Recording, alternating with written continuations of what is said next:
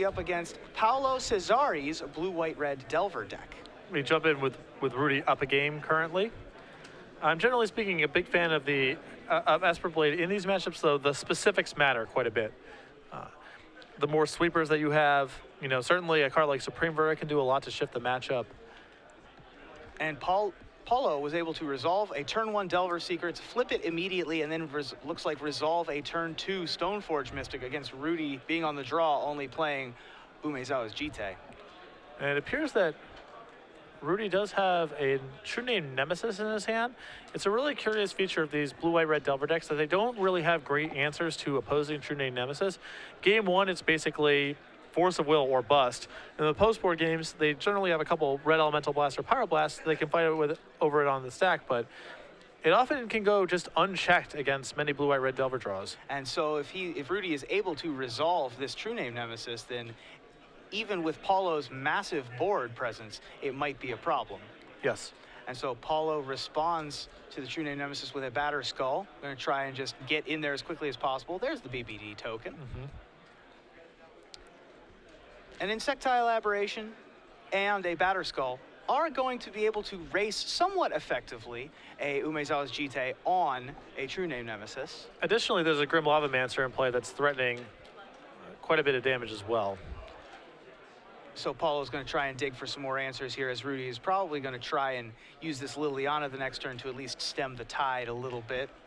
Yeah, I mean, right now he's getting a lot of value out of keeping his True Name Nemesis back on defense. Ideally, he wants to have a spot where he has some of the rest of the board contained, and then can start going on the offensive with his True Name Nemesis and Umezawa's Jite. So he's just protecting his life total right now with that True Name Nemesis, whereas if he were protecting both his life total and a Liliana, it'd be a much better board position to be in. Right. The fact that Apollo has a Batter Skull in play with a Germ does a lot of work for him. It really prevents Rudy from being able to go on the offensive. And so the Insectile Aberration is just going to be able to keep on pecking away for 3. Rudy's under a pretty stern clock here with the Grim Lavamancer plus the Insectile Aberration. Yep.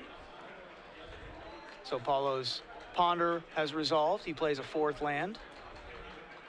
Looks like he's got another Ponder in his hand in addition to a True Name Nemesis of his own.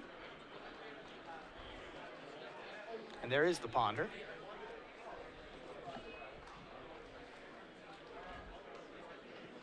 Looks like he found a pair of Swords to Plowshares in addition to a Volcanic Island. So he has a Wear and Tear as well. Yeah, Wear and Tear is a great draw here from Paolo. If Rudy plays this game at all, assuming that he's going to be able to put that Umezawa's Jite on the True Name Nemesis, then Wear Tear could be excellent. And so Rudy is going to equip up the True Name Nemesis and swing in, and after attackers are declared, Wear Tear is going to take it down, but Spell Pierce is going to be able to, oh, this is countering a Stifle that was stifling a Umezawa's Jite. Apollo's still with Wear Tear in his hand. The Wear Tear costs 2, so he wanted to be as mana efficient as possible. He'll do it next turn, and the Grim Lavamancer, because of that, is going to be able to deal 2 damage to Rudy. And so Rudy does have the opportunity to gain some life or pick off a Grim Lavamancer or whatever he so chooses. He's going to decide to pick off the Insectile Aberration at end of turn, leaving the Grim Lavamancer in play. Yeah, the biggest thing that Rudy needs to do is lock down the ground. If he can actually kill the Grim Lavamancer soon, then he has an opportunity to, you know, leave True Name back on defense, and it's hard for Paolo to attack. Rudy only has that Liliana in his hand for spells. He's just got a bunch of lands after that, and the Wear Tear takes down the Umezawa's Jite. In comes 5 damage worth of attacking creatures, and Rudy falls to 3 life. Swords to Plowshares off the top is going to be a good one. That's going to be able to take care of the Grim Lavamancer, as well as Liliana of the Veil entering the battlefield this turn. Going to cause Paolo to have to edict one of his creatures. Now this Lavamancer shot is effectively going to reduce Rudy to 1. But he's going to pass the turn, and in response to the Grim Lavamancer trigger, with only the 1 mana up, he's going to cast Swords to Plowshares, targeting that Grim Lavamancer. So Rudy is going to go to 1 here. Paolo going to go up to 20. But the board is sort of in Rudy's favor a little bit. It's tentatively stabilized. I believe Paolo has a True Name Nemesis in his hand that's going to be very hard for Rudy to answer in time. Yes. But and so True Name Nemesis going to come down here from Paolo. That is going to name Rudy Briksza, and Rudy has the turn back, has a draw off of this brainstorm to try and find an answer. And these Esper Deathblade builds often have pretty fuzzy mana. You're seeing it in action right now as Rudy has both Tropical Island and Scrubland in play, cannot find an answer, Yep. and we're on to game 3. Found an O-ring, which was a little bit too late to be able to deal with the Batter Skull or anything else on the battlefield, and we're going to move to game 3. Looking at both these players' sideboards, Paolo has the 1 copy of Wear and Tear that we saw already. He has additional copies of Red Elemental Blast, 3 of them. 2 Grim Lavamancers. He's got another True Name Nemesis and a Swords to Plowshares. Could possibly also bring in the Sword of Feast and Famine to try and play the card advantage game. Yeah, I like the more aggressive equipment. I'm not sure what his options are in the first game here. It's a Jitte and a Batter Skull.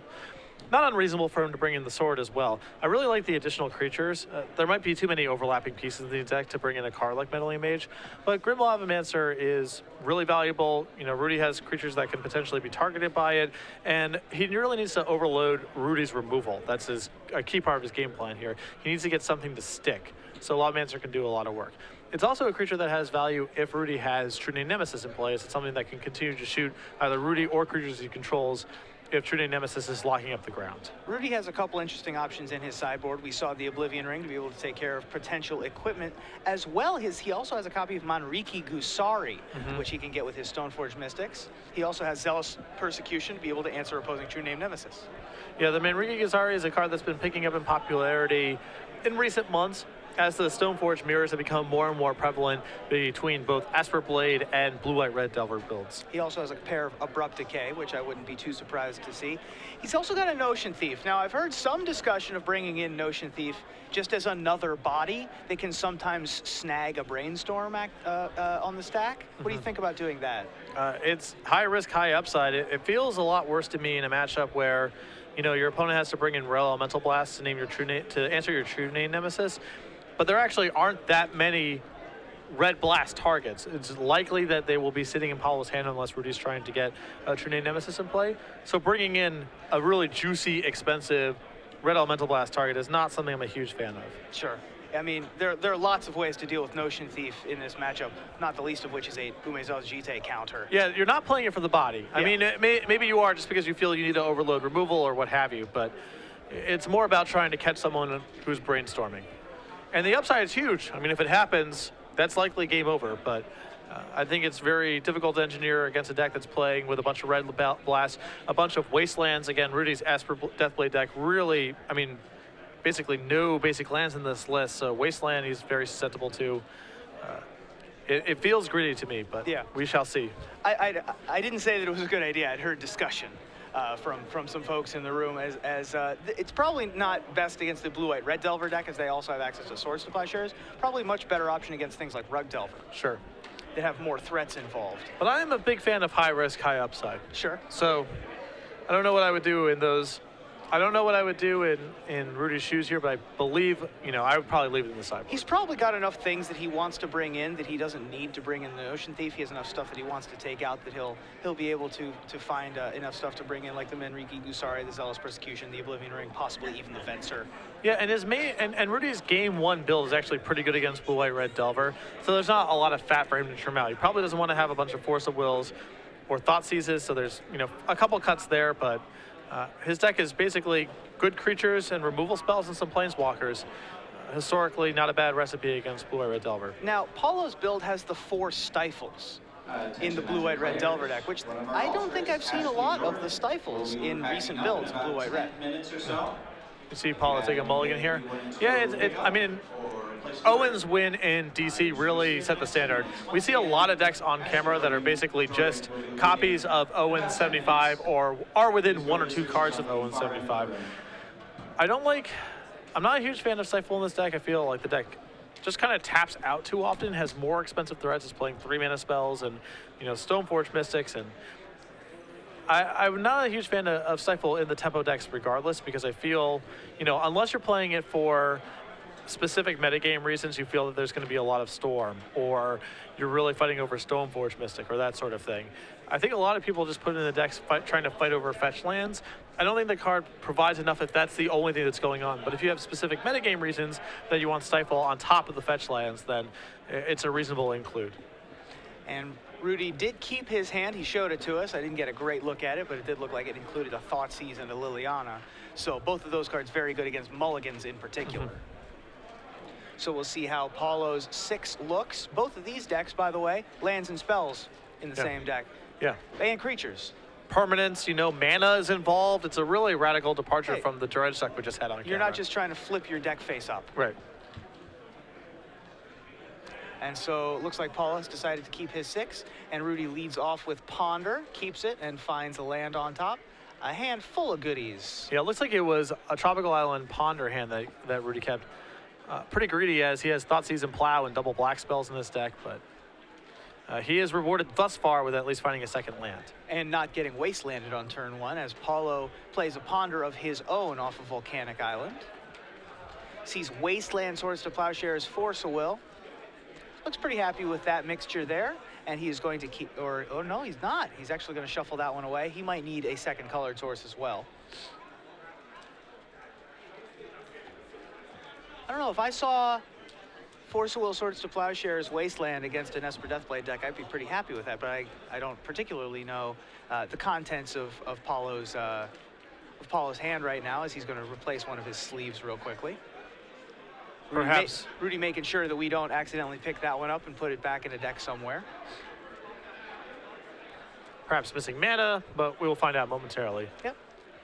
As that is the card, it looks like it was on top of the deck. Rudy's mana is stretched pretty thin. I mean, I guess you have to keep a lot of hands that look like the ones that Rudy kept here. But yep, a little bit suspect with the Tropical Island basically only being an island unless there's a Deathrite Shaman in play. An island that can be destroyed by Wasteland, by the way. And so, but he found the Flooded Strand to be able to go get the Scrub Land to be able to play whatever spell he wants on turn 2. As we see, Paolo's hand is a little bit strained on mana. He's got Wear Tear, Lightning Bolt, Red Elemental Blast. I remember very distinctly Gerard Fabiano playing a match where he had Bant mana in play and was getting crushed and couldn't cast the spells in his hand. I was watching the coverage, and I went up from my computer to the kitchen to get a cup of coffee. And again, Gerard would just Tropical Island Tundra and stuff in play. And I hear one of the commentators go, "And Liliana of the Veil," the draw for Fabiano. And yeah. Nearly spat my coffee up. Yeah, that's the danger of playing lands and spells, especially when your mana is as strained as this is sometimes it's not the right lands with the right spells. Right. But he does have all 4 colors in play now. Yep. And he's going to use one of them to cast a Thoughtseize, targeting Paolo, presumably going to use the other one to follow up with the Deathrite Shaman that he has in hand. Yeah, Rudy finding a second land and a Deathrite Shaman off that Ponder. Really, really excellent for him right now. So we see Tundra, Arid Mesa, Wear Tear, Red Elemental Blast, Lightning Bolt, and Force of Will. Looks like Force of Will was the draw off the Ponder. And this is a great hand for Rudy to see. You know, the hand's purely reactive. He can actually stick Deathrite Shaman by taking Lightning Bolt and just try to run him out of the gym with Liliana is a really good path here. Looks like that's the path that we are currently following, as Lightning Bolt is the choice and Deathrite Shaman hits the board. So Paolo's going to get to untap. He does have 4 copies of Swords and 3 additional Lightning Bolts in addition to the Grim Lawmancers that are good trumps over the Deathrite Shaman. But if he doesn't do something really big this turn, the combination of Plow, Snapcaster, Liliana, Rudy's hand is stacked. Yep. So Ponder off of the Tundra is what we're going to do first. It looks like Paolo did find a Lightning Bolt in addition to Batterskull as the 3rd card in the pile there. And Grim Lavamancer, I believe, also. If he does have an answer to the Deathrite Shaman, this is almost certainly a keep. But do you think that if there's no answer here, that Paolo has to shuffle this away? I mean, Rudy does have a lot of threatening plays to make off this Deathrite Shaman. He could cast Liliana of the Veil. Another land would allow him to cast Jace the Mind Sculptor, though Paolo does have a Red Blast at the ready for that. So he kind of has to let it roll if the top 3 were any good, but he may not have an answer for this Liliana. It looks like Stoneforge Mystic is going to be the play first, and Paolo does have an answer to that, although Rudy knows about the answer to that, which is the wear tear. It's possible that Rudy feels his hand is so good that he's not really interested in going ahead and plussing Liliana right now. Rudy decides to go get the Batterskull. That was the Grand Prix foil art. You might not be as familiar with that one as the classic new Phyrexia art, as a Wasteland is going to take care of the Scrubland on Rudy's side of the board. Rudy still in a little bit of mana issues. Yeah, it's still tight, and if something happens to this Deathrite Shaman, it could get really ugly. We'll see if Paolo has a way to deal with it. Looks like he only has the Grim Lavamancer right now, and Rudy is able to Swords to Plowshares that right away. So the Lavamancer becomes a farmer, and Rudy's able to untap with a pair of 1/2s. The Stoneforge Mystic enters the red zone rather than activate to try to sneak the Batterskull into play. Yeah, Rudy is still conscious of the wear tear in Paolo's hand, so he's going to force Paolo to do other things. Maybe Rudy wants to step Liliana and just start plussing it to wear just basically wear Paolo out of resources. And so he's going to just peck away for 1. Rudy top decked a Tundra. That isn't going to allow him to play a Liliana, of which he now has 2. It is going to help play a Snapcaster Mage if he wants to flashback either Thoughtseize or a Ponder, or a Swords to Plowshares for that matter. Deathrite Shaman and Snapcaster Mage fighting alongside, just like they drew it up in R&D. Yeah. And so Swords to Plowshares takes out the Stoneforge Mystic. And Rudy is content to just sit behind his wall of cards in his hand with the Deathrite Shaman on the board, try and protect that for a little bit. He finds a True Name Nemesis now, but he's not going to, doesn't look like he was planning on casting it. Instead, he's going to cast Snapcaster Mage. He's trying to run Paolo out of Red Blast here. He will likely just target the Ponder and try to draw some cards, find another land. This is also a really enticing target for Paolo to just Red Blast, so it may pave the way for Rudy to be able to get a True Name Nemesis into play. But it looks like it's going to resolve. And the Ponder reveals Brainstorm, land. Those are some things that Rudy would be interested in, and he is going to keep them on top. Finds a Polluted Delta and passes. Yeah, the bottleneck that Rudy has right now is definitely mana. It's no absence of power in his hand. And he found 2 lands on top, so he's going to be able to take advantage of all of that. One of them being a Wasteland, although Paolo seems to be a bit flush with mana at the moment. Yeah, Rudy may just want to use this for mana himself for a little bit. Yep, the colorless man is certainly going to help. Cast Liliana of the Veil or Batterskull later on down the line. Snapcaster Mage gets in 2 damage, the Tiago Chan Invitational card, showing off that it has 2 power, not just the 1, as the 1/2s that Rudy has in his deck, like Deathrite Shaman and Stoneforge Mystic, so hits twice as hard. Rudy's going to go get his 4th land. And if he's drawn enough low power cards or cards he's not really interested in casting, this might be the turn that we see Liliana deployed. And so 1, 2, 3 mana. There's Liliana of the Veil. Looks like Paolo may try to just hard cast counterspell this for 5 with the Force of Will. So Paolo's going to take 3 from his own fetch lands, falling to 14. And this Force of Will is going to cost 5 mana rather than the typical blue card in 1 life. But Rudy's, again, pretty happy to make this trade. He has a leftover Liliana in his hand and just trying to run Paolo out. Yep. He's got plenty of spells left in his hand. And oh, by the way, he's also got a clock in play. It's not a fast clock. It's a 7-turn clock, but it's good enough for now to just lean on the pressure. It's another angle of attack. Doesn't mean anything this moment, but all the damage adds up. Paolo found Batterskull on top of his deck, something he is able to cast should he so choose, and he does so choose. And the trigger is going to bring a Brian Bronduin token in, but before it's even able to get on camera, Swords to Plowshares takes care of it. And so Rudy is pretty much back where he was before. And he has a Liliana of his own again, but first is going to be True Name Nemesis, which resolves, and Blue White Red Delver, as you mentioned earlier, doesn't have any way really to deal with a resolved True Name Nemesis. Yeah, and that's why Rudy was so quick to pick his spot there to finally get that True Name Nemesis into play. Unless Paolo is playing something unconventional on his list, this is just going to be a thing that's in play for the rest of the game. Yep, and Liliana of the Veil also able to come in as he has 5 lands plus Deathrite Shaman, so 2 extremely powerful 3-drops enter the battlefield. Rudy's probably going to just, he's just going to let it pass. Decided not to +1 it. Yeah, Rudy's got 2 removal spells up to his hand. He knows Paolo has a lot of, situational cards that he can discard right now. He basically wants to have an Edict in play to fight over a True Name Nemesis or a Batterskull reset. Yep, doesn't want to get it countered, doesn't have any pressure to really do anything with it as Rudy top decks another True Name Nemesis in addition to the Batterskull and the Abrupt Decay that he has in hand. And so Red Elemental Blast points jestingly at the True Name Nemesis before it takes out the 2/1. Wasteland taking down the other red source of Paolo's. And this is opening up another window here for Rudy to potentially resolve True Name Nemesis after combat. Yep. Destroying the other red source, and now another True Name Nemesis. That also is going to name Paolo Cesari. And now Paolo is really behind the 8 ball here. Finds another red spell on top of his deck with only the 1 red land. And he's going to use Lightning Bolt to take care of Liliana of the Veil if he happens to be able to find a True Name Nemesis plus a land to be able to equip the Batterskull. Yeah, but he does not have that much time. I mean, we're looking at not this turn, but the next turn where Rudy has him dead. Yep.